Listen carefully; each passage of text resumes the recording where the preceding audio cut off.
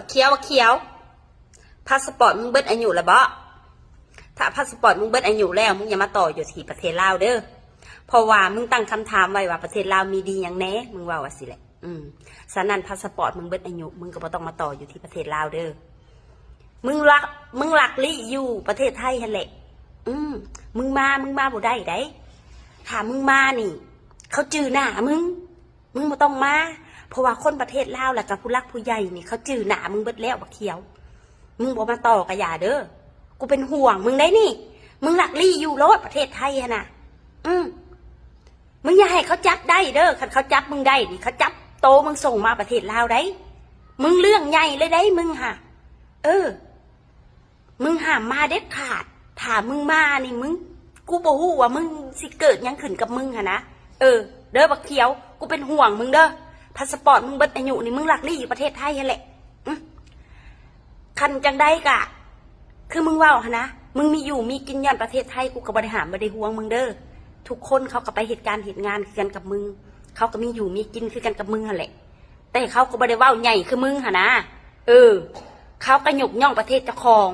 ยกย่องประเทศเกิดเจ้าของแต่บ่คือมึงหาดูถูกบ้านเจ้าของเมืองเจ้าของประเทศเจ้าของดูถูกบ่อนที่มึงเกิดมึงฮะนะฉะนั้นพาสปอร์ตมึงเบิดอายุมึงหามมาได้มึงมาบ่ได้ถ้ามึงมาเนี่ยมึงมีปัญหาโลดเขียวมึงหลักลี่อยู่ประเทศไทยหั่นแหละและมึงก็อย่าให้อันเจ้าหน้าที่ไทยจับโตมึงได้ขันจับโตมึงได้นี่เขาปกป้องมึงอีกได้เขาส่งโตมึงออกนอกประเทศเขาโลดเขียวโอ้ยกูเลยอุกแทนมึงเด้กูอุกแทนมึงที่มึงเว้าไปทุกสิ่งทุกอย่างฮะนะมึงหูอย่าบอกว่ามึงเว้าผิดคันมึงสิออกมาขอโทษนะจักเขาสิให้อภัยมึงหรือบอกเด้อเขียวเพราะว่ามึงพลาดพิงประเทศลาวนี่หลายสิ่งหลายอย่างเขียวโอ้ยกูละอุกใจแทนมึงเด้เนาะมึงสิบ่มีบ่อนสุกหัวนอนแล้วบัดนี้ฮะเขียวย้อนปากมึงฮะปากมึงดีขนาดเลยมึงเว้าดีขนาดมึงนี่เว้าบ่คิดบักโง่แต่อวดสลาดบักเขียว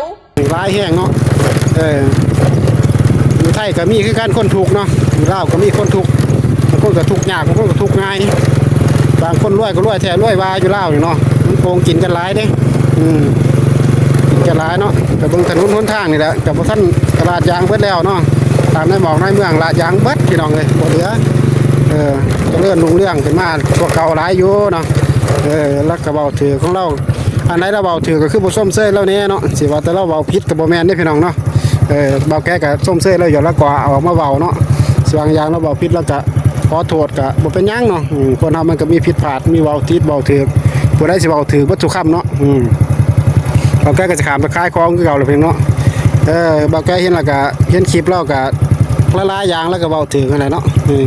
ยางเราไปเฮ็ดกับเขมรนี่ก็เราว่า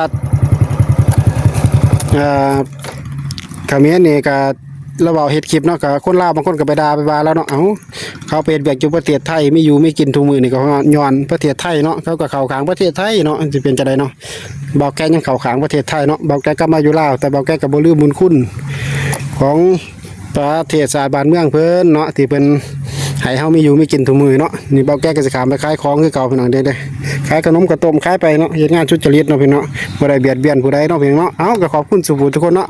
ที่เข้ามารับชมคลิปเบาแก่เนาะก็เป็นกำลังใจให้เบาแก่เนาะพี่น้องฟังไทยก็หลายเนาะเข้ามาติดตามเข้ามาเป็นกำลังใจเนาะก็เป็นกำลังใจให้หนุ่มลาวคนนี้เนาะเบาแก่บ่ได้โทษได้หยังเพิ่นเนาะเพิ่นเว้าถึงแล้วแหละเนาะบางคนสิคิดว่าเพิ่นเว้าผิดก็สร้างเนาะก็มีส่วนผิดด้วยกันแหละพี่น้องส่ำนี้ล่ะพี่น้องสบายดี